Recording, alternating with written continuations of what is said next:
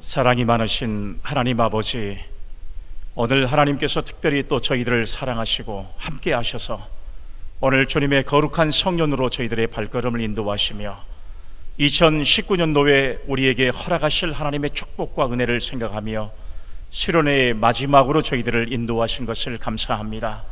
우리의 발걸음이 하나님의 영광을 이루게 하시고 또한 우리의 발걸음이 하나님의 신앙과 믿음을 다시 한번 새롭게 하는 축복의 발걸음이 되게 하셔서 오늘 이 시간 하나님의 말씀을 함께 나눌 때에 우리가 새롭게 하나님의 뜻을 온전히 이루며 아름다운 신앙의 열매를 맺어갈 수 있는 성령의 충만한 삶이 우리에게 임하게 하옵소서.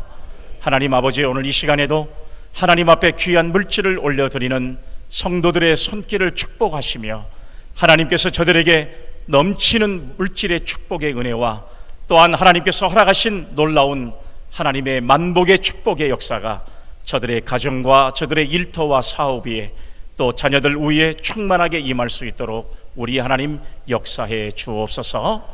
하나님께서 우리를 붙잡아 주시고 또한 우리와 함께 하시기를 간절히 소망하오며 거룩하신 예수님의 이름으로 기도 올리옵나이다. 아멘. 자, 하나님의 말씀 한번 보겠습니다. 신약 성경 고린도전서 4장 1절과 2절의 말씀을 우리가 여러분 한 절씩 같이 말씀을 보도록 하겠습니다. 고린도전서 4장 1절로 2절까지 말씀입니다. 함께 읽겠습니다. 사람이 마땅히 우리를 그리스도의 일꾼이요 하나님의 비밀을 맡은 자로 여길지어다. 그리고 맡은 자들에게 구할 것은 충성이니라. 아멘. 할렐루야. 아멘. 자, 우리 옆 사람과 한번 인사 한번 하겠습니다. 하나님의 은혜가 있기를 바랍니다. 시작. 하나님의 은혜가 있기를 바랍니다. 오늘 또 예배에 참여하신 여러분들에게 하나님의 넘치는 은혜가 함께 할 수 있기를 주님의 이름으로 기원합니다. 아멘. 자, 여러분이 우리 수련회 기간 동안에 오늘이 이제 비로소 우리 찬양단이 얼굴이 다 보이기 시작했는데 너무 귀하게 찬양해 주신 우리 찬양대를 위해서 한번 큰 격려의 박수 한번 해주시면 좋겠습니다. 예, 감사합니다. 여러분 또 뿐만 아니라 이제 집회를 위해서 또 수련회를 위해서 보이지 않는 곳에서 헌신하신 모든 분들이 있거든요. 우리가 이런 분들에게 한번 여러분 고생하셨다고 큰 격려의 박수 한번 해주시면 좋겠습니다. 예, 감사합니다. 맞습니다. 갈수록 진국이 우러나는 교회, 갈수록 참 좋은 교회 같은 생각이 듭니다. 박수 안 치는 사람이 딱 두 사람만 빼놓고 다 있는 것 같아요. 정말 여러분 이렇게 좋은 전통, 아름다운 역사를 이어간다는 것은 결코 쉽지는 않습니다. 오늘 또 이제 결론적인 말씀을 이제 3시간에 걸쳐서 말씀을 드리려고 하는데요. 여러분들은 제가 한번 가만히 바깥에서 한번 펴다보고 있으니까 오시는 발걸음들이 굉장히 아주 분주하게 오시는 발걸음들이 얼마나 참 마음을 기쁘게 하는지 몰라요. 성도들이 교회에 오는 발걸음만 봐도 그 성도들이 얼마나 하나님의 말씀을 사모하는지를 알 수가 있거든요. 점점 이렇게 교회에 오는 발걸음들이 무겁고 막 힘들면은 좀 그런 분들은 은혜를 받지를 못하는 건데 우리 성도님들의 모습을 보니까 참 이렇게 밝은 모습, 또 교회에 나오는 발걸음이 총총거림을 걸으면서 교회로 찾아오는 모습들, 또 먼저 와서 하나님 앞에 찬양을 준비하고 또 찬양을 드리는 모습들, 이런 모습이 하나님 보시기에 아름다운 모습이다, 저는 이렇게 확신하고 있습니다.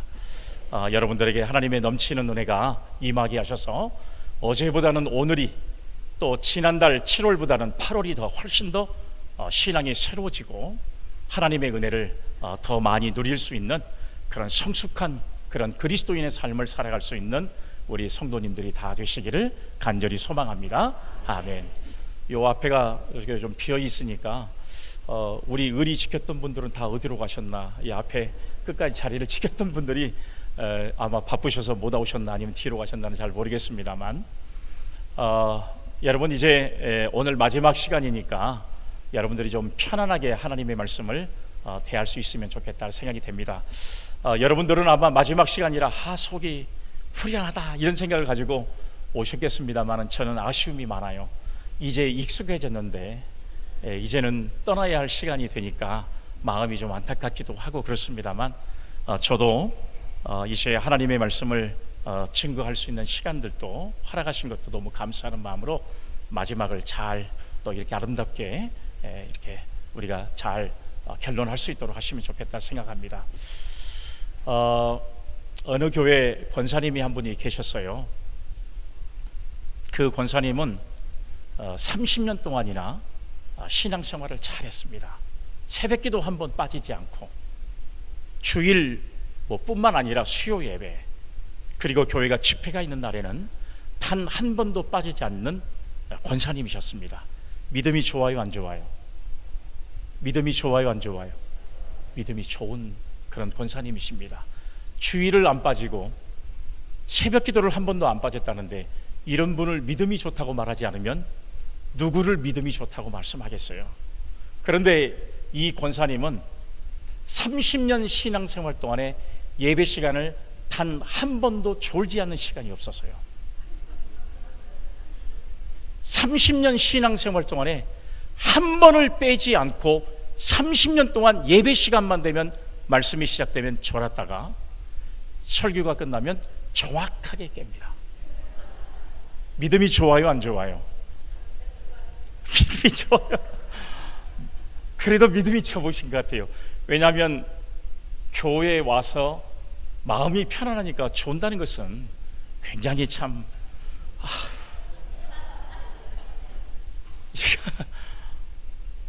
제가 우리 중동교회 보니까 딱 두 사람이 좋은 것 같아요. 그런데 저는 생각할 때 그랬어요. 마음이 참 편안하니까 졸은 것 같다. 제가 마음을 아주 부드럽게 해드리니까 졸고 있는 것 같다라고 생각해서 마음의 유안을 어제 숙소에 가서 계속해서 먹었습니다. 제가 마음을 편안하게 해드릴 수 있는 마음을 가진 것 같다 생각을 했어요. 이 권사님은 30년 동안이나 예배 시작이 되면 졸기 시작했다가 끝나면 정확하게. 그런데 이분은 30년 동안 밖에 나가면서 목사님에게 목사님 은혜 많이 받았습니다.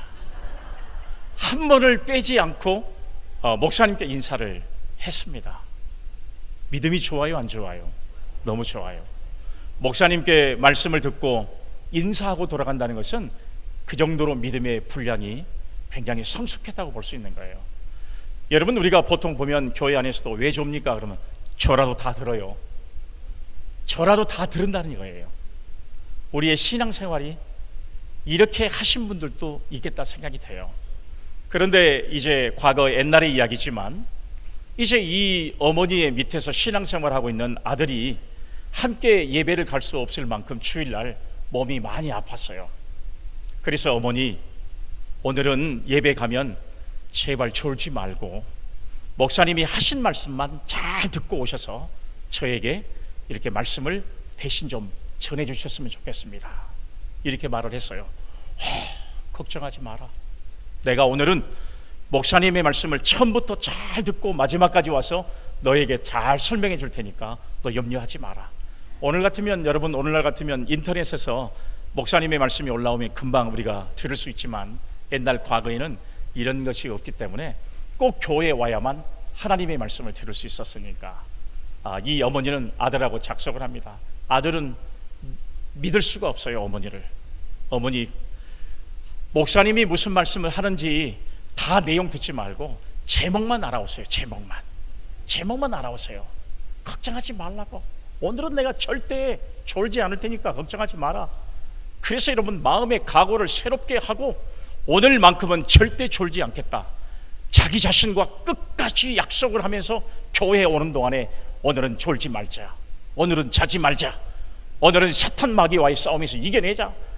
아무리 마음을 먹고 교회에 왔지만 한번 마음 먹은다고 달라질 수 있으면 너무 좋겠지요. 자리에 앉자마자 예배가 시작이 되는데 목사님이 다 같이 기도하겠습니다. 그때부터 자기 시작하는 겁니다. 교회에서 목사님이 처음에 말씀 시작하면서 자, 기도하고 하겠습니다, 이 소리를 안 해야 돼요. 이 권사님은 삶과의 싸움을, 사투를 벌이는 겁니다. 철저하게 사투를 벌이고 오늘은 절대로 하나님의 말씀을 들어야 된다. 계속해서 자기와의 싸움을 벌이고 있는데도 습관이 고쳐질 수 있다면 얼마나 좋겠어요. 아무리 마음을 다잡고 각오를 해도 이게 여러분 마음에 이것이 조정이 되지가 않는 거예요. 내가 하고 싶어도 몸이 따라주지 않고 내가 하고 싶어도 정신이 따라주지 않으면 하나님의 말씀을 들으려고 아무리 노력해도 되지가 않아요. 그래서 이 권사님이 어떻게 하다가 그날만큼은 졸다가 말다 졸다 졸다 말다 졸다 계속 이렇게 하다가 어떻게 목사님이 하셨던 설교의 제목만은 들었습니다. 듣고 기분이 좋게 돌아오면서 오늘은 내가 싸움에서 이겼다 생각하고 아들에게 이제 오늘 목사님이 하신 설교의 제목은 이렇다라고 이야기를 했어요. 그래서 어머니 오늘은 절대 졸지 않았습니까? 안 졸았다. 내가 졸지 않았으니까 오늘 목사님께서 우리에게 설교해 주신 말씀의 제목을 내가 너에게 말씀해 준다. 아무래도 믿을 수가 없어요. 그래서 이 아들이 어머니 그러면 목사님의 오늘 설교 제목은 뭡니까? 석곡지는 버리고 젖꼭지를 가져라 그러더라. 여러분 우리가 생각해 보면 목사님이 아무리 설교를 해도 석곡지를 버리고 젖꼭지를 가져라 이런 설교의 제목을 할 수가 없어요. 어떻게 여러분 저도 지금까지 목회하면서 이런 제목을 한 번도 잡아본 적이 없어요. 그래서 이 아들은 어떻게 목사님의 설교 제목이 석곡지는 버리고 젖꼭지를 가져라고 하는 거예요. 이건 있을 수 없다 생각하고 저녁 예배가 되고 나니까 좀 몸이 좋아져서 이제 교회 가서 목사님 제가 오늘 낮에 몸이 안 좋아서 교회를 나오지 못했는데 목사님 오늘 낮에 설교하신 목사님 그 설교의 제목이 뭡니까? 이렇게 물었더니 소극적 신앙은 버리고 적극적 신앙을 가져라. 여러분 우리가 하나님의 말씀을 들어도 어떤 사람은 소극적 신앙을 버리라 그리고 적극적 신앙을 가져라라고 하는 말씀으로 듣고 어떤 사람은 석곡지를 버리고 적곡지를 가져라. 우리가 똑같이 은혜의 자리에 함께 있어도 어떤 사람들은 아직도 이런 신앙과 믿음을 가지고 살아가는 사람이 있는가 반면에 어떤 사람은 하나님의 말씀을 생명의 말씀으로 우리가 깊이 생각하고 그 말씀을 부여잡기 위해서 몸부림을 치면서 최선을 다하는 신앙과 믿음으로 살아가는 사람들이 우리 가운데는 많이 있습니다.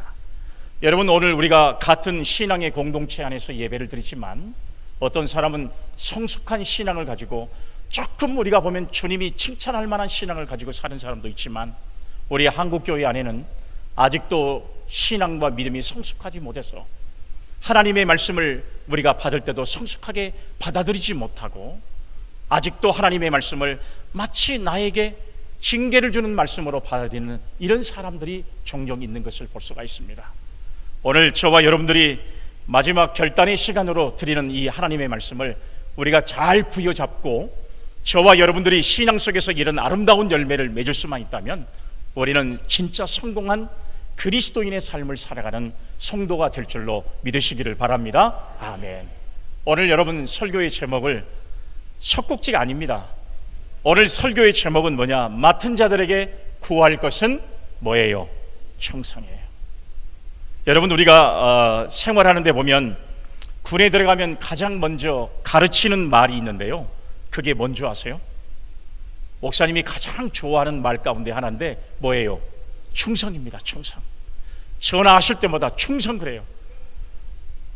저는 처음에 깜짝 놀랐습니다. 정말 여러분 그 충성의 의미를 알고 나면 오늘 우리가 그 충성이라고 하는 이 성령의 9가지 열매 가운데 이 충성의 열매가 얼마나 소중한 열매인지를 우리가 생각할 수가 있어요. 모자를 쓰고 군복을 입고 만나는 상관에게 가장 먼저 인사하는 말이 충성, 이렇게 하는 겁니다. 오늘 여러분 이것은 군인들에게만 주어지는 단어가 아니에요. 우리 하나님을 섬기고 믿음으로 교회를 섬기는 성도들의 신앙 가운데 하나님 앞에 나의 신앙을 결단하는 사람들이 해야 될 말 가운데 하나가 바로 무엇이냐 그러면 충성입니다. 한번 따라서 한번 해보세요. 충성. 손 안 올린 사람은 이게 방위병 출신 아닌가 모르겠어요. 충성. 예, 다 현역들이시네. 우리가 여러분 충성이라는 말이 얼마나 마음에 와 닿는 중요한 말씀인지 몰라요. 우리가 오늘 여러분 이 충성이라고 하는 여러분 이 열매를 많이 맺어간다면 우리가 하나님 앞에 정말 칭찬받을 수 있는 성도의 삶을 살아갈 수가 있는 것입니다. 성경에는 하나님과 인간과의 관계를 여러 가지 관계로 이렇게 설명하고 있는 말씀이 있습니다. 제일 먼저는 하나님과 인간의 관계를 주인과 종의 관계로 이야기를 하고 있는 성경이 있습니다. 그리고 또 두 번째는 하나님을 아버지라고 이야기하고 우리를 아들이라고 이야기하는 비유의 말씀이 있어요. 또 여러분 성경에 보면 하나님은 우리에게 친구라고 하는 말씀으로 이야기를 하는 경우들이 있습니다. 우리가 여러분 이런 사실들을 생각해 보면 하나님과 저와의 관계, 또 하나님과 우리와의 관계를 여러분 이렇게 여러 가지로 설명하고 있지만 그 중에 가장 중요한 관계를 이야기할 때는 저는 주인과 종의 관계가 가장 알맞은 표현이라고 생각합니다. 우리는 하나님의 종입니다. 종은 주인에게 충성해야 된다는 사실이에요. 오직 주인에게 복종하는 것이 종의 역할입니다. 그래서 여러분 사무엘이 사울에게 말할 때 하나님은 가장 원하신 것이 뭐였어요? 순종이라고 했어요. 순종. 하나님은 제사를 원하는 게 아니라 제사보다도 더 나은 순종의 삶을 우리에게 원하고 있다는 사실이에요. 우리가 새로워지지 아니하고 우리가 남을 위로하는 신앙과 믿음의 삶을 살지 못하면 우리는 여러분 충성의 열매를 절대 맺을 수가 없어요. 정말로 충성의 열매를 맺고 정말 여러분 하나님 보시기에 아름다운 신앙으로 하나님의 교회를 위해서 또한 하나님의 사역을 위해서 최선을 다하는 충성의 역할을 감당하고 충성의 열매를 맺는 성도는 우리가 비로소 성령의 사람이다 이렇게 인정을 할 수 있는 것과 마찬가지라고 하는 사실이에요. 오늘 여러분들은 성령의 9가지 열매 가운데 충성의 열매를 맺은 분들인 줄로 믿으시기를 바랍니다. 아멘. 오늘 여러분 이 주인과 종의 관계, 여러분 이 관계는 사랑과 긍휼의 관계가 아니에요. 순종과 복종입니다. 아버지와 아들의 관계는 누가복음 15장에서 말씀한 대로 사랑과 긍휼의 관계예요. 둘째 아들이 아버지에게 이야기합니다. 아버지, 나에게 나눠질 분깃을 먼저 주십시오. 이것은 유대인의 율법에 맞지 않습니다. 아버지가 죽기 전에, 돌아가시기 전에 아버지의 유산을 먼저 달라고 하는 것은 이건 여러분 있을 수 없는 일이에요. 아버지가 죽고 나면 장자에게는 더 많이, 그리고 차자에게는 좀 더 이제 생활할 수 있을 만큼 이것은 철저하게 아버지가 줄 수 있는 권한이 있다는 사실이에요. 그런데 이 둘째 아들은 아버지에게 이야기합니다. 나에게 줄 분깃을 먼저 달라. 아버지는 그렇지 않아야 된다는 사실을 알면서도 둘째 아들을 너무 잘 알고 있었기 때문에 사랑하는 마음으로, 긍휼의 마음으로 그 아들에게 재산을 나눠줬습니다. 여러분 그 재산을 가지고 나간 둘째 아들은 어땠어요? 가지고 나가서 그 재산을 허랑방탕한 곳으로 다 사용해버렸어요. 얼마나 마음이 아팠겠습니까? 이러리라고 하는 아버지가 그 아들을 알았을까요? 몰랐을까요? 알았습니다. 둘째 아들은 첫째 아들과 달리 허랑방탕하고 낭비와 소비가 심하다는 것을 누구보다도 잘 알고 있는 것은 아버지의 마음이에요. 그럼에도 불구하고 둘째 아들을 사랑하고 그리고 긍휼의 마음을 갖기 위해서 이 재산을 그 아들에게 나눠줬습니다. 여러분들 얼마 안 있다가 재산을 다 허비해버리고 이제 돼지가 먹는 쥐염을 먹고 있는데 이 아들이 문득 생각하는 거예요. 내 아버지 집에는 종들도 맛있는 음식을 먹는데 나는 지금 집에 돌아가지 못하고 있는 거 다 버리고 돼지가 먹는 쥐염을 먹고 있는 내 자신의 모습을 다시 발견하고 내가 아니다, 지금 이렇게 사는 것이 중요한 게 아니라 내가 아버지께로 돌아가는 것이 정말로 중요하다.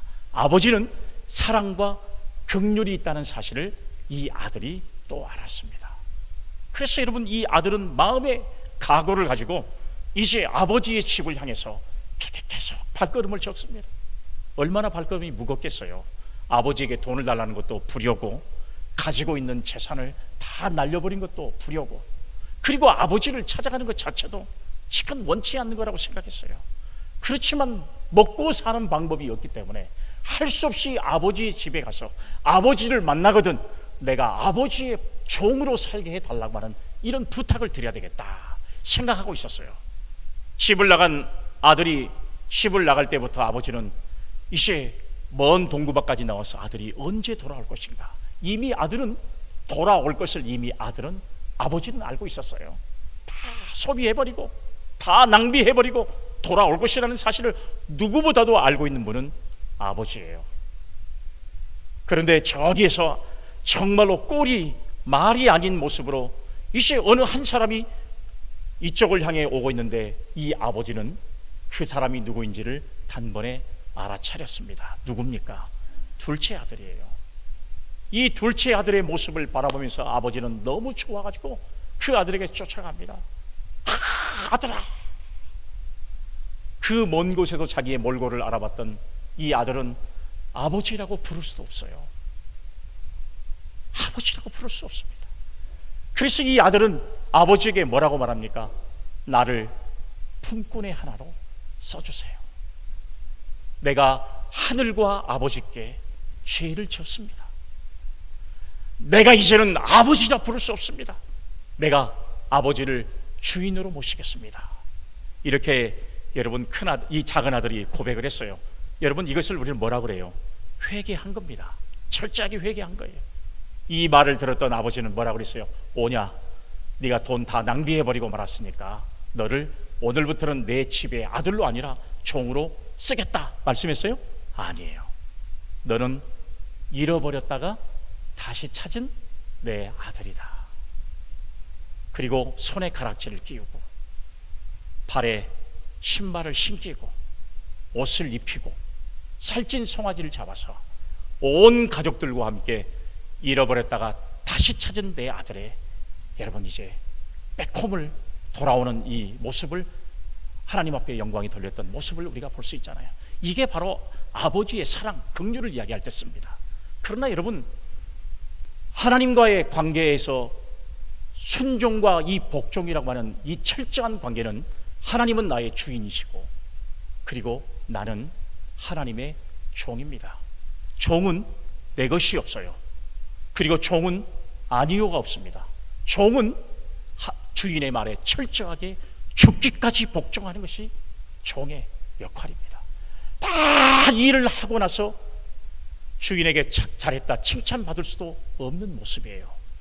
우리가 여러분 그런 종의 의식을 가지고 살기만 한다면 우리는 이 세상에서 누가 알아주지 않든 누가 인정해주지 않든 간에 하나님과의 관계 속에서 우리는 정말 철저한 신앙과 믿음을 가진, 가장 하나님이 보시기에 아름다운 신앙을 가진 그런 성숙한 성령의 열매 가운데 충성의 열매를 맺을 수 있는 성도들이 될 줄로 믿습니다.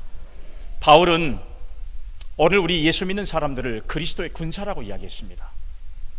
이제 바울은 여러분, 우리가 로마의 군병들이 마치 그리스도의 군사된 우리들의 모습을 이야기하면서 군사들이 어떻게 움직이는가를 정말 잘 알았던 이 바울은 정말 이 군사들이 자기의 주인에게 어떻게 복종하는가를 누구보다도 잘 알고 있었어요. 그래서 우리 그리스도인들은 그리스도의 군사답게 우리의 주인 되시는 하나님 앞에 충성의 열매를 맺자, 이런 마음을 가지고 고린도 교회를 향해서 충성의 열매를 맺으라고, 우리에게 구할 것은, 우리가 구할 것은 충성이라고 하는 이 진리의 말씀을 바로 이 고린도 교회 성도들에게 전하고 있는 모습을 우리가 발견하게 됩니다.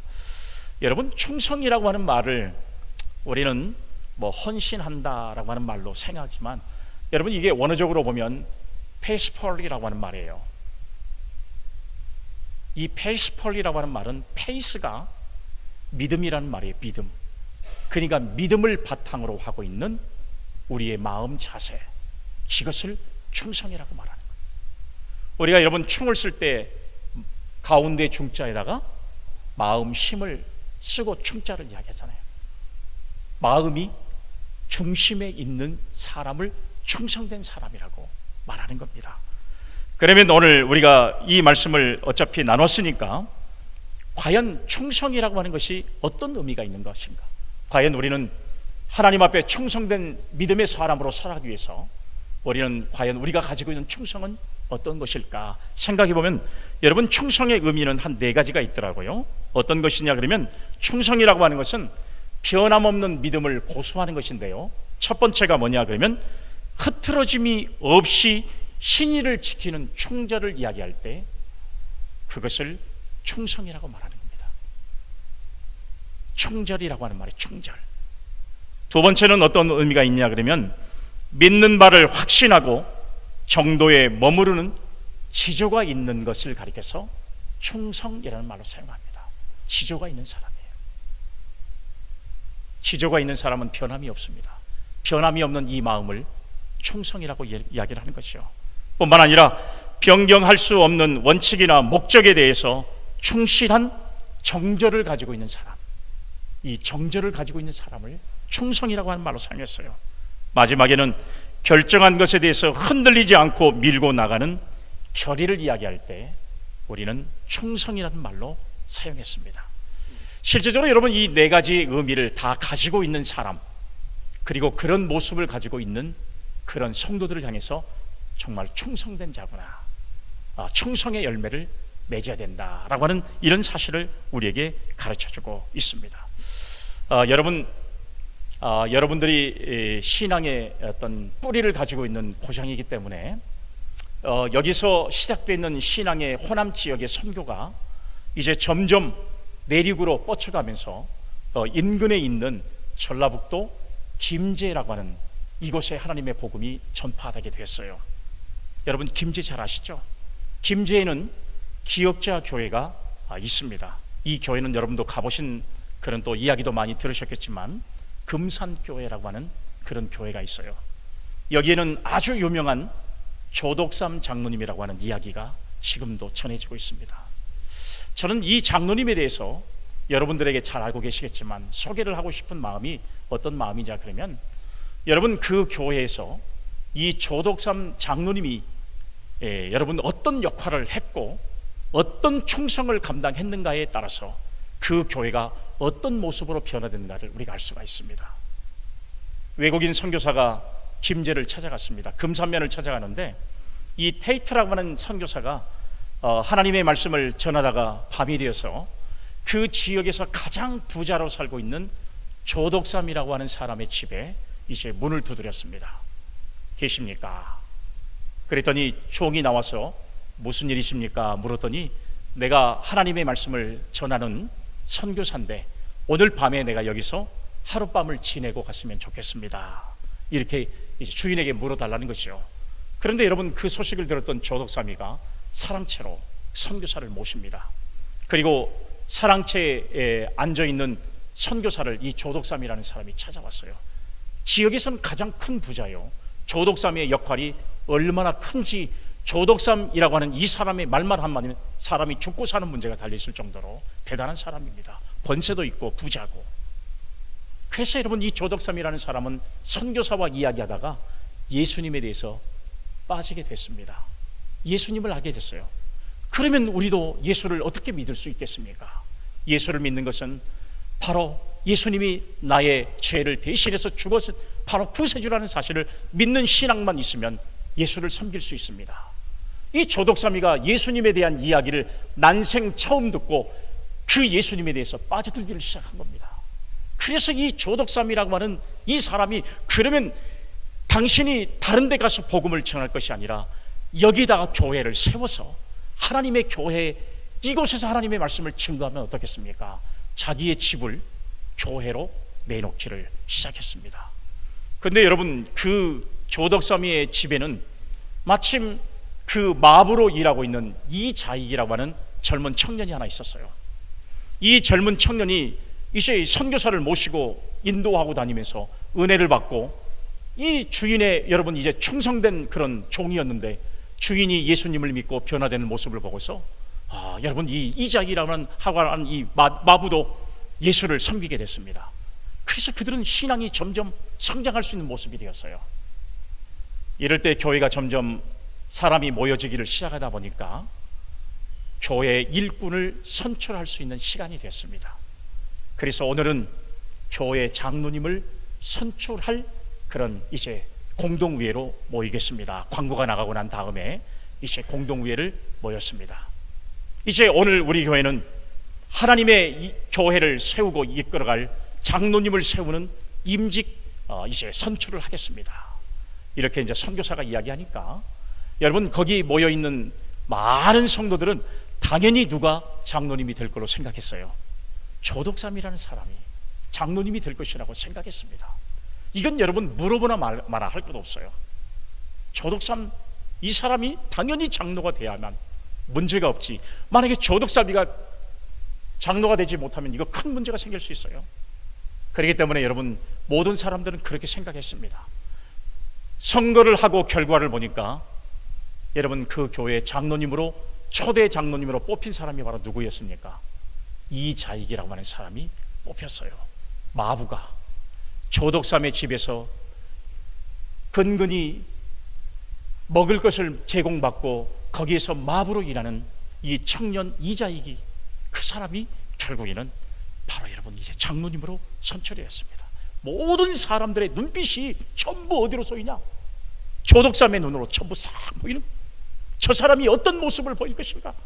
저 사람이 이제 이거 오늘 선거는 끝이다, 우리 집에서 다 나가라, 이래버리면 여러분 그 교회는 끝장나버려요. 모든 사람들이 전부 조덕삼 그 사람의 전부 눈을 쳐다보고 있는 사람. 그런데 이 조덕삼 씨가 딱 일어나서, 목사님 제가 잠깐 말씀을 드려도 되겠습니다. 그리고 점점 앞으로 걸어오는 이 발걸음들을 모든 사람들은 전부 주시하는 겁니다. 도대체 무슨 말을 할 것이냐. 그런데 이 조덕삼이가 성도들을 모인 가운데서 처음에 했던 말은, 하나님께서 정말로 헌신적이고 충성했던 사람을 하나님께서 뽑으셨습니다. 하나님이 나는 세운 줄로 확신합니다. 나는 우리 교회 이자익, 이 청년을 우리 교회 장로님으로 모시고 나는 신앙생활을 하겠습니다. 이때 성도들이 정말로 기쁨의 박수를 쳤습니다. 감격하고 울었어요. 이런 성숙한, 정말로 부자기 때문에 여러분 자기 아니면 안 된다고 생각할 수밖에 없는 그런 사고관을 가지고 있을 만한 이 조덕삼이의 입에서 이자익이라고 하는 자기 집에 마부를 장로님으로 섬기고, 나는 이자익이라고 하는 사람을 우리 교회 장로님으로 섬기겠습니다, 이렇게 하니까 교회가 잔치가 돼버린 거예요. 잔치가 돼버린, 한 사람의 이 아름다운 충성, 이 고백이 그 교회의 공동체의 생명을 살리는 역사가 일어난 겁니다. 그런데 여러분, 이제 이자익 목사님, 이자익 이 청년을 장로님으로 세우고, 또 그 다음에 성도들이 많아지니까 교회 장로님으로 세우는데 당연히 누가 되겠습니까? 조덕삼 씨가 장로님이 됐어요. 이제 여러분, 이 장로님으로 섬기면서 이 조덕삼이라고 하는 장로님이 이자익 장로님을 가만히 보니까, 이분이 비록 우리 집의 마부였지만 이 사람이 교회 장로로만 끝날 사람이 아니라고 생각했어요.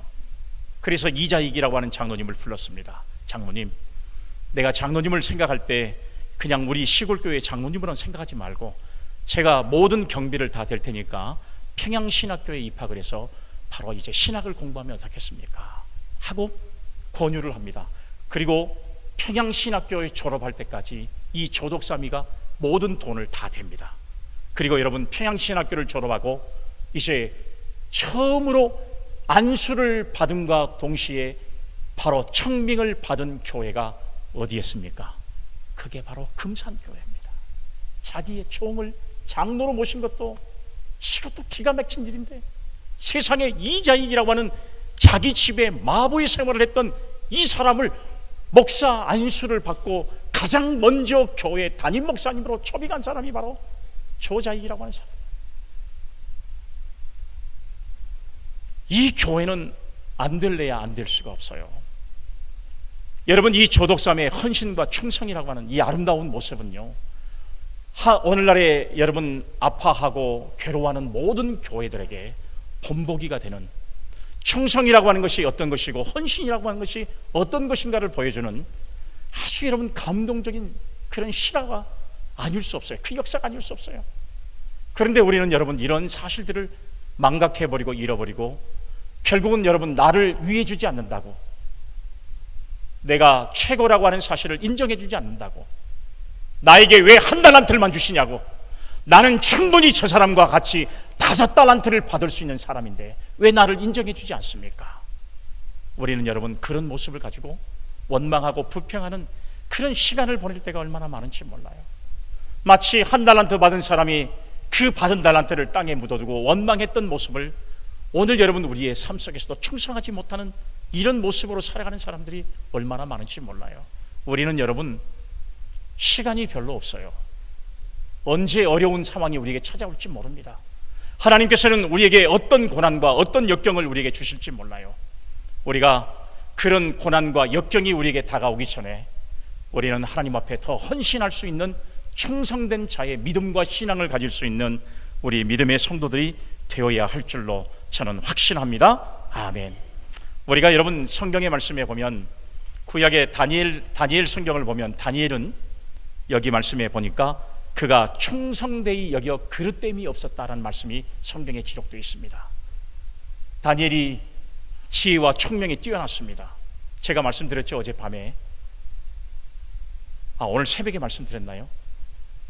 바벨론의 제1차 침공 때 잡혀간 사람이 바로 다니엘과 3명의 친구입니다.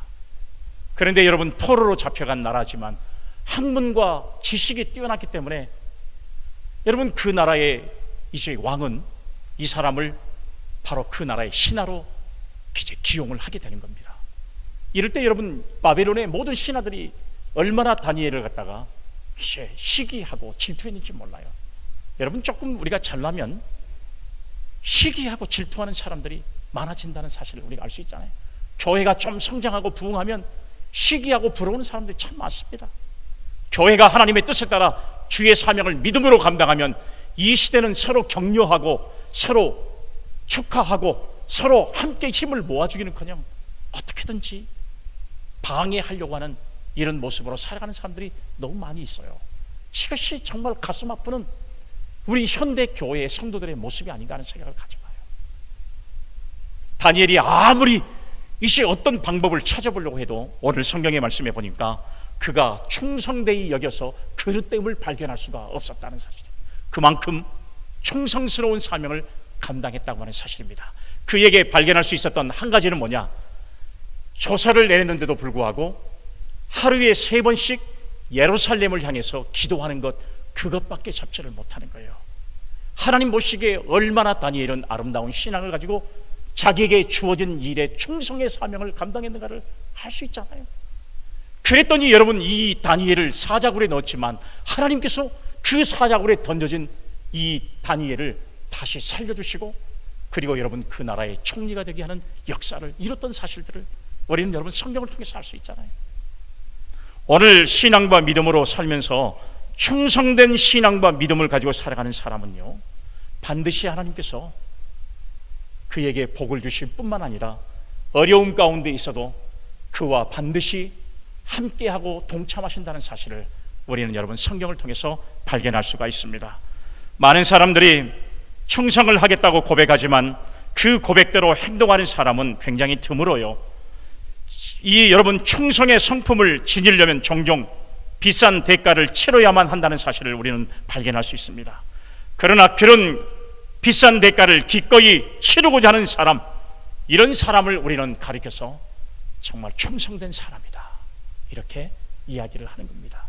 하나님의 교회를 위해서 헌신해도 내가 비록 남에게 인정받지 못하고 또 남에게 좋은 소리를 듣지 못하는 시기의 대상이 된다 할지라도 그것까지도 감당할 수 있는 믿음의 자유를 가지고 하나님 앞에 충성스러운 사명을 감당할 수 있는 사람, 바로 이런 사람을 하나님께서 반드시 이 시대에 저와 여러분들을 쓰시고 사용하신다는 사실을 믿을 수 있기를 간절히 소망합니다. 아멘.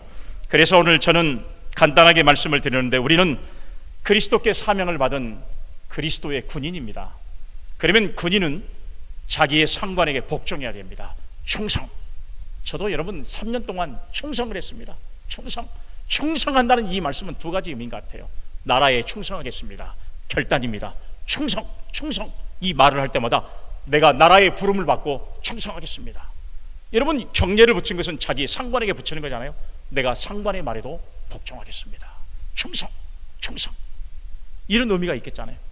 우리 그리스도인들의 충성은 종인 제 자신이 그리고 주인 되신 하나님에게 절대적으로 순종하겠습니다, 복종하겠습니다는 그런 결단의 성령의 아름다운 열매 중에 하나가 충성이라고 하는 사실이에요. 오늘 여러분 우리 모두가 다 충성의 아름다운 열매를 맺어갈 수 있는 믿음의 은혜가 있기를 주님의 이름으로 축복합니다. 아멘. 제가 좀 시골스럽죠. 여러분들은 서울하고 가까운 분들이기 때문에 밥 먹었니? 이래 하지만 저희들은 밥 먹었어? 이렇게 시골 말을 많이 써서 여러분 이제 제가 좀 여러분들한테 좀 혹시 말하는 억양에서 좀 이렇게 너무 강하지 않나 하는 생각이 드는데 괜찮습니까?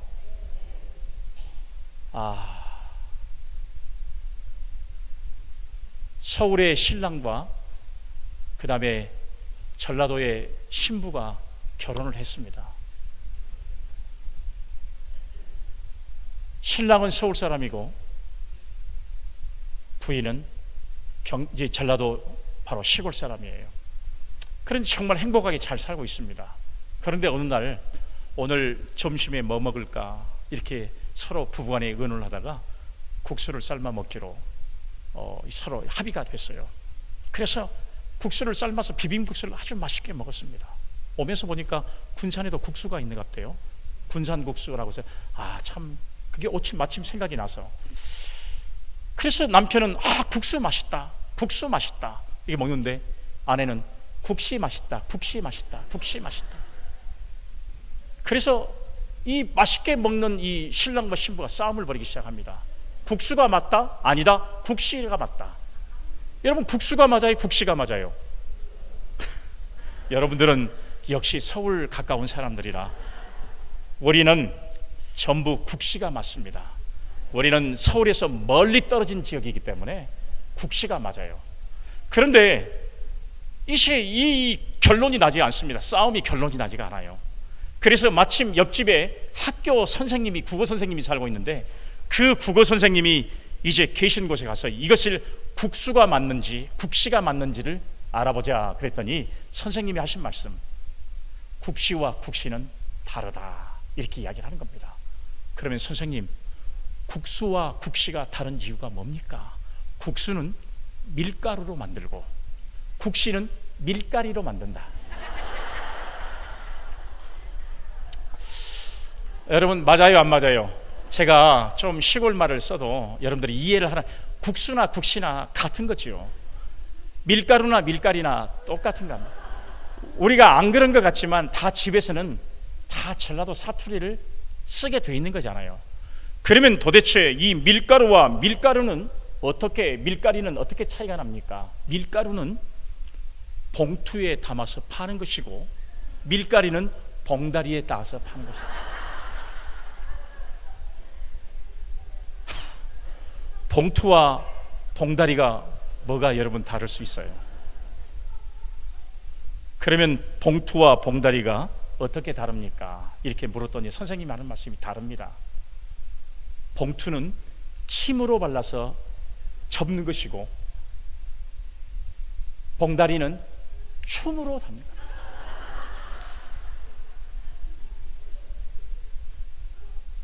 침과 춤의 차이가 뭔지를 잘 모르겠어요. 같은 의미가 아닌가 생각해요. 그러면 침과 춤의 차이는 무엇입니까? 이렇게 물었더니 침은 혓바닥에서 나오는 것이고 춤은 쌔바닥에서 나오는 겁니다.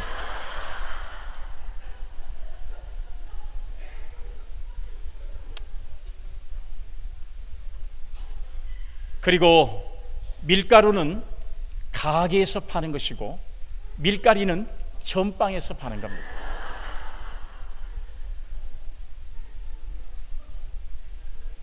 그러면 가게와 전방의 차이는 뭡니까? 가게는 아주머니가 있고 전방은 아지매가 있습니다. 잘 전달이 됐습니까? 제가 이렇게 말해도 그냥 여러분들이 잘 알아듣는 것이 좋을 것 같아요. 제가 혹시라도 시골 말을 좀 막 쓰고 그래도 여러분들이 잘 알아서 밀가루든지 밀가리든지 잘 알아듣는 것이 좋을 것 같아요. 여러분들은 참 강사의 대접을 참 잘하는 교회 같아요. 여러분 다 알고 있는 이야기잖아요, 그렇죠? 다 알고 있는 이야기잖아요. 그런데도 막 이게 웃는다는 것은 그만큼 마음 상태가 깨끗하다는 거예요. 얼마나 여러분들은 참 깨끗한 영혼인지, 홀리 스피릿입니다. 거룩한 영들이 있는 것 같아요. 할렐루야, 아멘. 이제 여러분 제가 말씀을 간단하게 마치려고 하는데, 충성이라고 하는 것은 어떤 것이냐? 자, 여러분 첫 번째가 어떤 것이냐 그러면 어떤 상황에도 자리를 떠나지 않는 것이 충성입니다. 자리를 떠나지 않는 것이 충성이에요. 내가 맡은 자리, 내가 있어야 할 자리, 그 자리를 떠나지 않는 사람이 충성스러운 사람이에요. 사람은 어려우면 자리를 뜨는 것을 먼저 생각합니다. 우리 교회가 여러분 조금 힘든 그런 시간들을 보냈어요. 너무나 교회 역사가 오래됐고, 또 저희 원로 목사님은 31년을 목회하고, 그리고 후임자가 왔는데 후임자와 관계가 이렇게 원만하지가 못했어요. 그래서 할 수 없이 후임자가 5년간만 심우하고 할 수 없이 교회를 나가게 됐습니다.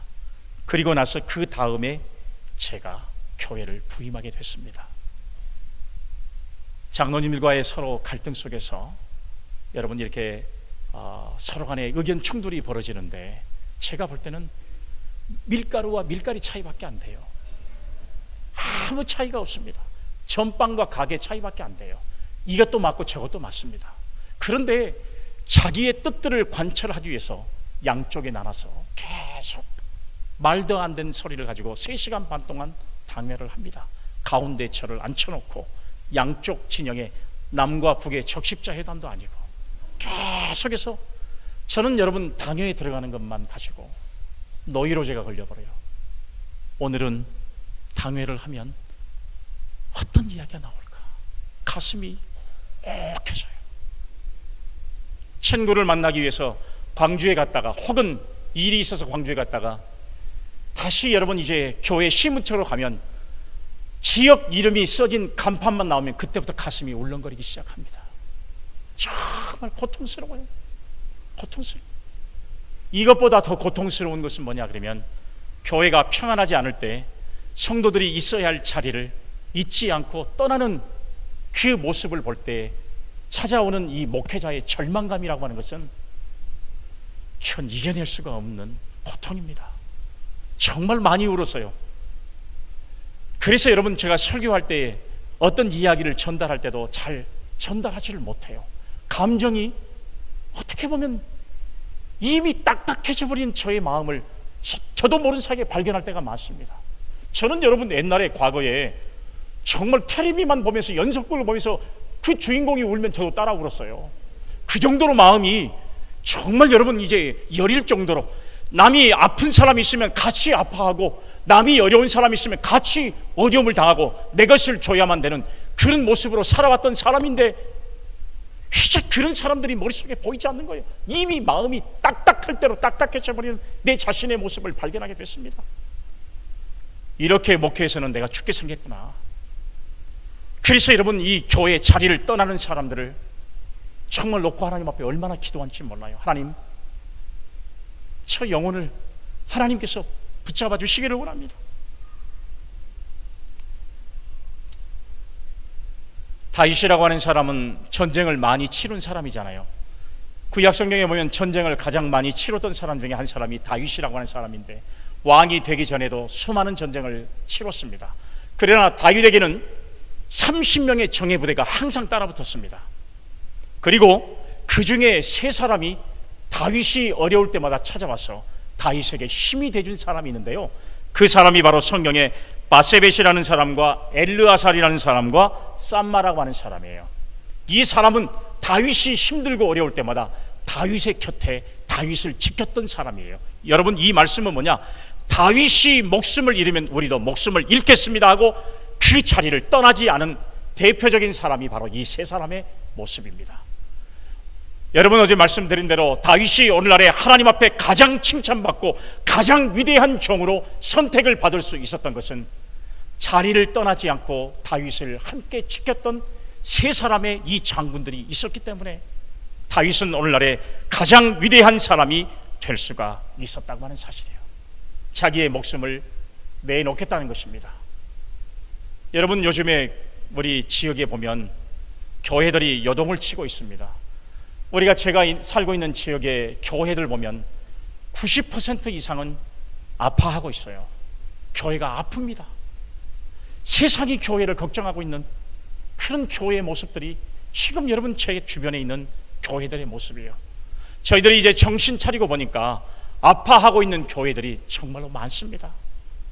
이런 고통 저런 고통, 그런 아파하고 있는 우리 그 교회들에게 우리가 힘이 되어줄 수 있는 방법이 무엇인가? 우리 당회는 그 방법을 찾고 있어요. 그래서 목사님들에게 건강을 책임질 수 있도록 건강검진도 시켜드리기도 하고, 저희들이 목사님들이 개척교회 하면서 또 여러분 기존의 교회 하면서 정말로 여러분 마음이 아프고 몸이 아파 육신이 아파 있는 이런 목사님들에게 저희들이 건강검진을 계속해서 해드렸으면 좋겠다. 그래서 저희들이 50명이 넘는 목사님 사모님들에게 수술을 시켜드리고 이제 여러분 건강이 회복돼서 목회를 잘하고 있는 분들이 주변에 있습니다. 이런 일을 하는 거 쉬운 일이 아니에요. 마음이 맞아도 이런 일을 하기가 결코 쉽지가 않습니다. 저희들이 지금까지 목사님들 사모님들 건강검진한 사람이 한 800명 정도 여러분 이런 일을 했는데요, 결코 쉬운 일이 아닙니다. 어제 목사님 방에서 제가 목사님이 하신 일들을 쭉 한번 그림으로 봤어요. 깜짝 놀랐습니다. 이 교회가 목사님과 함께 하고 있는 이 일들을 보니까 저는 여러분 어제 전라도 말로 또 쫄았어요. 정말 여러분 이렇게 엄청난 일을 하는 이런 교회가 얼마나 하나님 보시기에 아름다운 교회고, 이런 일을 충성스럽게 감당하는 오늘 목사님과 여러 성도들의 모습을 하나님께서 평가하실 때 참 착하고 충성된 종아, 내가 적은 일에 충성했으니 내가 많은 것으로 주겠다는 하나님의 마지막의 선포가 반드시 여러분 중동교회를 통해서 역사할 줄로 저는 확신합니다. 아멘. 여러분 이런 역사예요. 그 역사 한 가지 한 가지를 제가 사진을 보면서 깜짝 놀랐습니다. 듣던 바하고는 이건 상상도 못할 일이에요. 여러분 군인 사역은 군인 사역대로, 교도소 사역은 교도소 사역대로, 어르신들 모시는 사역은 어르신들 모시는 사역대로, 젊은 사람들은 젊은 사람들 모시는 사역대로, 각자의 역할에서 이런 평형성을 유지하면서 교회가 사명을 감당한다는 것이 결코 쉽지가 않아요. 여러분 그런 내용들을 제가 직접 눈으로 보면서 이 교회가 하나님의 말씀으로 충만한 교회이기 때문에 여러분 이렇게 강조하지 않아도 하나님의 말씀을 들으러 오는 그런 건강한 성도들이 존재하는 교회구나, 이런 생각을 가지게 되는 거예요. 그러니 제가 여러분 얼마나 긴장이 되고 얼마나 무섭겠습니까? 성도들의 모습을 보면서 제가 여러분들한테 부끄러워서 무슨 말을 할 수 있겠습니까? 저는 기껏 한 것이라고는 정말 여러분 이 작은 것에 불과한데, 그러나 하나님께서는 여러분들 같이 5개를 받은 사람이 5개를 더 남긴 그런 모습을 보고서 주님께 칭찬을 받지만, 저같이 2개를 받은 사람도 각자 맡은 역할에서 최선을 다하고 그 역할을 감당할 때 똑같이 하나님의 칭찬이 임하는 거예요. 착하고 충성된 종아, 내가 적은 일에 충성했으니 많은 것을 내게 주겠다는 약속의 말씀이에요. 우리에게 주어진 사역이 힘들고 어려워도 우리가 이 은혜의 자리를 떠나버리면 안 되는 겁니다. 헌신하다가 시험에 들어서 그 은혜의 자리를 떠나버리면 다시 돌아오기가 얼마나 힘들고 어려운지 몰라요, 여러분. 그러니까 하나님께서 내게 허락하신 이 은혜의 자리를 떠나지 않고 정말로 충성된 그런 충성된 성도는 자기에게 주어진 역할의 자리에서 최선을 다하는 겁니다. 여러분 이거 쉽지 않아요. 일편단심으로 충성을 다한다는 게 쉬운 일이겠습니까? 쉽지 않습니다. 그렇지만 여러분 그 자리를 지키면서 내게 하나님의 칭찬이 임할 것을 믿고 확신하면서 하나님의 나라에 갈 그때까지 내게 맡겨준 사명에 충성할 수 있는 우리 믿음의 성도님들이 다 되시기를 주님의 이름으로 기원합니다. 아멘. 여러분 제가 이야기를 하나 해드릴게요. 이탈리아 가면 폼페이라고 하는 도시가 있죠. 혹시 여러분들 가보신 분도 계실 거예요. 저도 몇 번은 가봤습니다. 그런데 여러분 이 폼페이라고 하는 지역이 그야말로 여러분 이 화산으로 인해서 다 도시가 다 이렇게 매몰이 되고 말았어요. 그런데 여러분 이제 시간이 오래 지나서 이 고고학자들이, 지질학자들이 그 무너져 있는 이 폼페이 도시를 점점 이렇게 발굴하기 시작했습니다. 발굴한 그 현장은 그야말로 인산인해 그 당시의 상황이 어떤 상황이었는가를 극도로 보여주는 처절한 절규가 그 속에 다 남겨져 있는 거예요. 화산이 폭발하니까 도망을 치다가 화산재가 덮여서 죽는 사람, 별짓을 다 하다 죽는 사람, 그런 사람들의 모습이 여러분 이제 지질학자들에 의해서 다 발굴되는 모습을 다 보이고 있는 거예요. 그런데 정말로 그 당시에 이 지질을 연구하고 여러분 이 발굴하는 사람들 가운데 마음을 뭉클하게 하는 시신 한 구가 발견이 됐어요. 그 시신이 바로 뭐였냐 그러면 여러분 지진 이 화산이 터지고 나니까 살기 위해서 모두가 다 도망을 치는데 폼페이 성을 지키는 수문장이 자기의 칼을 탁 짊어지고 그대로 서 있다가 그대로 죽음을 당하는 모습을 이제 이 지질학자들이 보고서 깜짝 놀란 겁니다. 아무리 여러분 절망의 순간이 찾아와서도 자기에게 주어지는 것은 이 성문을 지키는 수문장의 역할이기 때문에 명령이 떨어지지 않는 이상은 나는 움직일 수 없다는 생각을 가지고 성문을 지키고 그 성문을 지키다가 화산재에 의해서 그대로 굳어버린 이 사람의 모습을 발견하고 이 사람의 화석을 갖다가 여러분 이제 그 뭡니까 런던의 아주 유명한 박물관에 다 갖다 세워놓으면서 그 밑에 쓰여진 제목이 바로 뭐냐 그러면 충성이라고 하는 여러분 그 제목으로 이렇게 전시가 되고 있는 모습을 발견하게 됩니다. 오늘 사랑하는 여러분, 저와 여러분들은 과연 충성스러운 사명을 감당하고 있는 사람인지 한번 생각해 보세요. 이런 절망적인 환경이 내게 찾아온다 할지라도, 때로는 여러분 우리가 힘들고 어려운 상황이 찾아온다 할지라도 과연 나는 내게 주어진 자리에서 얼마나 최선을 다하는 건지, 이것이 바로 충성하는 사람의 모습이라는 사실이에요. 두 번째는 뭐냐 그러면 충성이라고 하는 것은 자신의 최상을 드리는 것이 바로 충성입니다. 여러분들이 지금 가장 원하는 것이 뭐라고 생각하세요? 여러분들 가장 소중한 것이 뭡니까? 여러분들 우리가 보면 우리는 하나님이 가장 소중하다고 생각하는 사람도 있을 것이고, 세상의 사람들은 명예가 혹은 건강이 혹은 돈이 최고라고 생각하는 사람도 있을 수 있습니다. 사람은 각자 목표하는 것에 따라 그것을 가지고 목숨을 바치고 그것을 성취하기 위해서 최선을 다하는 사람들이 있어요. 그러나 여러분, 충성하는 사람은 어떤 모습이냐? 자신이 가지고 있는 최상의 것을 주인을 위해서 드릴 수 있는 사람이 바로 여러분 충성된 사람이에요. 우리에게 있어서 가장 소중한 것이 뭡니까? 우리 권사님이세요? 우리에게 있어서 가장 소중한 것이 뭐예요? 목숨이에요. 목숨. 생명이 생명. 그러니까 여러분, 우리에게 가장 소중한 생명을 주님께 드릴 수 있는 성도가 가장 충성된 자라는 사실을 말씀하고 있습니다. 아니 목사님, 목숨 하나밖에 없는데 저도 하나밖에 없습니다. 우리는 목숨 하나밖에 없잖아요. 그러니까 소중한 것을 드리는 것입니다. 이게 충성된 사람. 내가 여러분 두 개 있어가지고 하나를 드리고 하나만 가지고 있으면 그게 여러분 충성된 사람이에요? 그게 아닙니다. 내가 가지고 있는 것 중에 가장 소중한 것, 나는 이거 없으면 그저 내 인생은 끝이라고 생각할 수 있는 가장 소중한 것이 바로 내 생명 아닙니까? 내 생명. 어제 여러분 오늘 아침에도 말씀을 드린 대로 바울이 그 선교의 사역을 성공적으로 감당할 수 있었던 것은 바로 자기의 목을 내줄 수 있는 브리스가와 아굴라 같은 사람이 그 곁에 있었기 때문에, 그런 사람의 충성이 있었기 때문에 오늘날의 바울의 역사가 여러분 지금도 존재하고 그 영향이 지금도 우리 속에 역사하는 것과 마찬가지라는 사실이에요.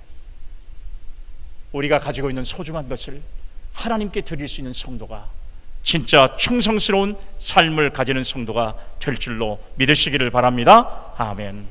중국의 광무제가 한 나라를 세울 때에 싸움을 벌이다가 그만 전쟁에서 패하게 생겼습니다. 전쟁에서 패하면 여러분 목숨 잃어버린 거예요. 포로로 잡혀가서 죽게 돼 있습니다. 그래서 여러분 이 광무제의 곁에 있던 수많은 장수들이 다 도망을 쳐버립니다. 이 전쟁은 졌다라고 생각을 했어요. 그래서 이 전쟁에서 치면 우리는 목숨이 끝나니까 목숨 잃어버리면 아무것도 아니잖아요. 다 도망을 쳤습니다. 그런데 이 광무제의 곁을 끝까지 지켰던 한 사람이 있는데, 그 사람이 바로 중국의 역사에 왕패라고 하는 바로 그 장수가 있었습니다. 그래서 여러분, 이 광무제가 모든 군사 자기와 함께 목숨을 걸고 이 전쟁에 나가겠다고 했던 다른 장수들은 다 도망을 쳐버리고 왕패라고 하는 한 사람만 딱 남등을 보고서, 아, 바람이 불면 진짜 강한 나무가 어떤 나무인가를 알 수 있구나, 이런 생각에 귀한 말을 했습니다.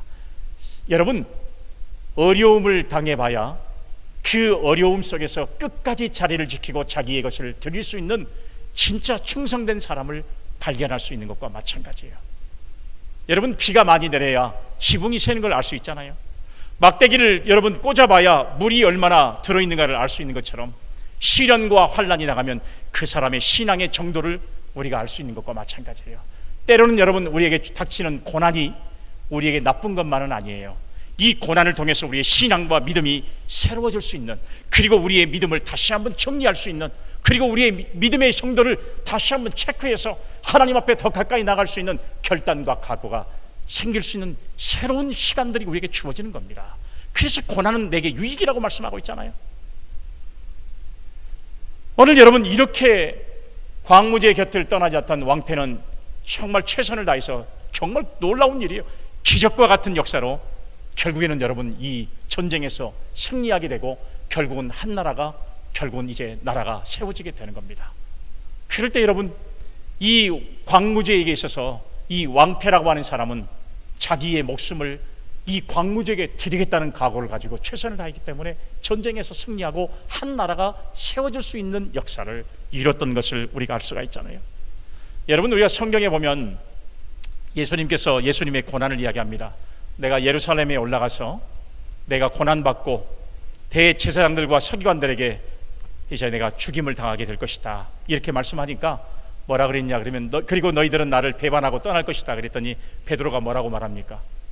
여기 있는 사람들은 다 주님을 떠나도 나는 절대로 주님을 떠나지 않겠습니다. 그런데 누가 먼저 떠났어요? 베드로가 먼저 떠납니다. 베드로가 주님을 모른다고 3번씩이나 부인해요. 다 주님을 떠날지라도 나는 주님이 죽는 그 순간의 자리까지도 함께 하겠습니다. 여러분, 좋을 때는 다 이렇게 고백할 수 있어요. 그러나 실제적으로 진짜 자기의 최상의 것을 드릴 수 있는 순간이 찾아올 때, 자기 것을 드릴 수 있는 신앙의 삶은 과연 여러분 어떤 모습일까 한번 생각해 보세요. 오늘 우리 예수님께서도 자신의 몸을 바치면서 하나님 아버지께 죽기까지 충성했던 모습을 성경은 우리에게 말씀해 주고 있잖아요.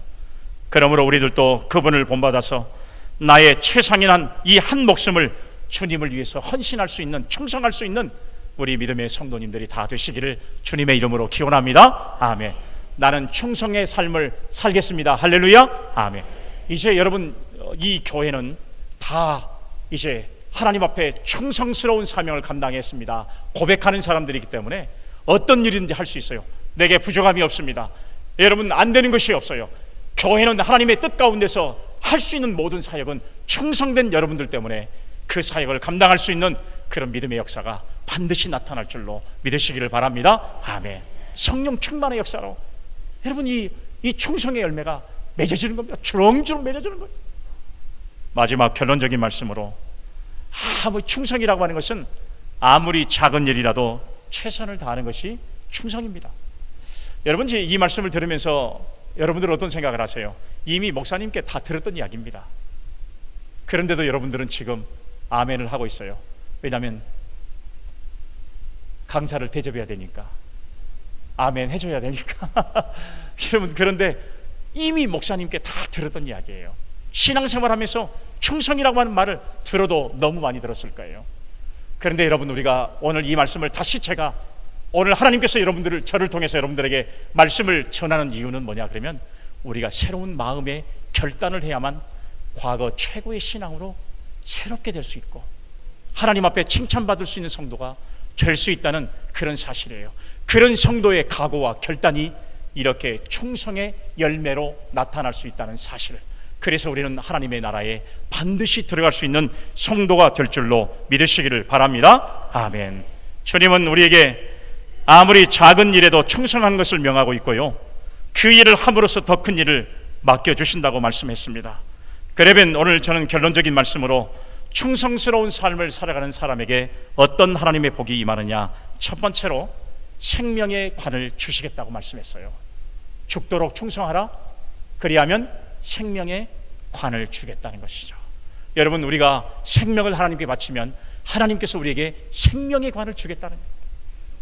하나님 앞에 생명을 바칠 각오를 가지고 최선을 다하면 요한계시록 2장 10절 말씀에 우리에게 주신 하나님의 말씀은 뭐였어요? 죽도록 충성하라, 그리하면 내가 내게 생명의 관을 주겠다는 사실을 말씀하고 있는 거예요. 하나님께서 우리가 바치는 것보다 훨씬 더 큰 은혜의 축복을 반드시 저와 여러분들에게 주시겠다는 약속의 말씀을 주셨습니다. 두 번째는 어떤 복을 주시는가? 더 큰 일을 맡겨주십니다. 작은 일이라고 생각했던 일에 최선을 다했더니, 충성을 다했더니 더 큰 일을 맡겨주시는 거예요. 더 큰 일을 맡겨주는 거예요. 우리가 여러분 신앙생활을 함께 했던 사람들이 먼저 열심을 가지고 최선을 다했다가 여러분 이렇게 신앙이 커져가서 직분을 받게 되면 은근하게 마음이 아프고, 그리고 시험이 드는 경우들도 가끔 있어요. 그죠?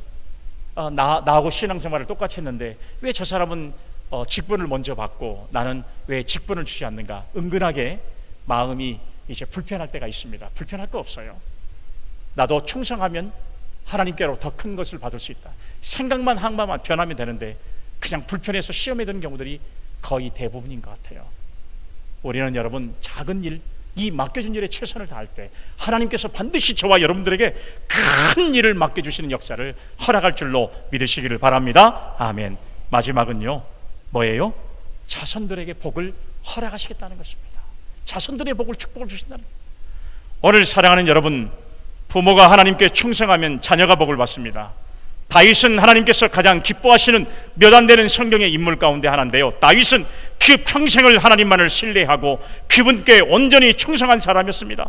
이처럼 신실하고 충성한 삶을 살았던 다윗으로 인해서 그 아들 솔로몬은 감당할 수 없는 축복을 받은 사람이 바로 여러분 이제 성경에 나타나 있는 솔로몬의 축복입니다. 솔로몬이 잘해서요? 아닙니다. 다윗이 그만큼 하나님 앞에 충성된 삶을 살았기 때문에 그래요. 오늘 여러분들의 자녀가 잘 되기를 원하십니까? 아멘. 여러분들의 자녀가 다 신앙 안에서 복 받기를 원하십니까? 아멘. 그러면 여러분들이 신앙생활 잘하세요. 여러분들이 하나님 앞에 충성하세요. 충성된 삶을 살아가면 반드시 하나님께서 저와 여러분들에게, 자식들에게 주시는 축복과 은혜를 허락할 줄로 믿습니다. 여러분, 우리가 보면 그러잖아요. 여러분들이 사람들에게 칭찬받기를 원하십니까? 아니면 여러분들이 자녀들이 칭찬받기를 원하십니까? 당연히 부모의 입장에서는 나보다도 내 자식이 칭찬받기를 원해요. 내 자식이 더 낫다는 이야기를 듣기를 원합니다.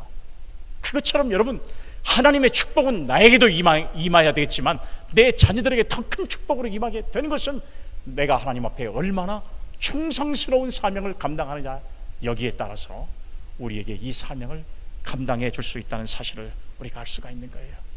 오늘 사랑하는 여러분, 충성이라고 하는 것은 변치 않는 겁니다. 어떤 난관이 우리에게 닥쳐와도 우리는 그것을 피하지 않고 내게 주어진 역할을 잘 감당할 때 우리 중동교회는 지금까지도 하나님께서 역사하신 교회지만 여러분, 이후에는 다음 세대 혹은 또 그 다음 세대까지 하나님의 역사를 계속 이끌어갈 수 있는, 바로 여러분 우리가 하나님의 나라에 가서까지도 중동교회가 하나님의 영광과 그 뜻을 이루어갈 수 있는 교회로 반드시 성장해 갈 수 있다는 사실을, 이것을 여러분 바라보면서 하나님의 나라에서 우리가 기쁨과 감사를 누릴 수 있는 성도의 삶을 살아가는 우리 모두가 되기를 주님의 이름으로 기원합니다. 아멘.